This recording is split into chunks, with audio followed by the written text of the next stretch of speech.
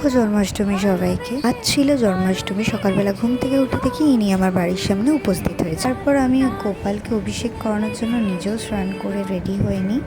আমাদের বাড়ির তো একটা গোপাল, কিন্তু আমার এখানে দিদির গোপালও আছে, মামার বাড়িরও গোপাল আছে। আমার বাড়ির দুটো গোপাল, দিদির একটা আর আমাদের এক। অভিষেক করানো হয়ে গেলে সবাই একে একে জল ঢেলে।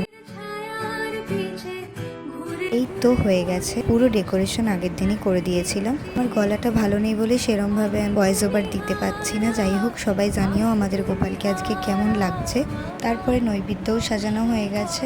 গোপালের জন্য আয়োজনও করা হয়ে গেছিল মায়ের। দিদি, আমি আর মামি মিলে আয়োজন করে নিই সবটা। তারপর আমি চলে যাই লুচি ভাজতে। মেকআপ করে রান্নাঘরে ঢুকেছিলাম, কারণ সবাই বলছিল যে তুই লুচিটা ভাজ, তোর হাতের লুচি ফোলে, ওই কারণে আমি লুচি ভাজতে ঢুকেছিলাম। তারপর আমার এই অবস্থা হয়ে যায়। তারপরে জামাইবাবু আর দিদির মেয়ে চলে এসেছিল, ওকেও একটু রেডি করে দিলাম।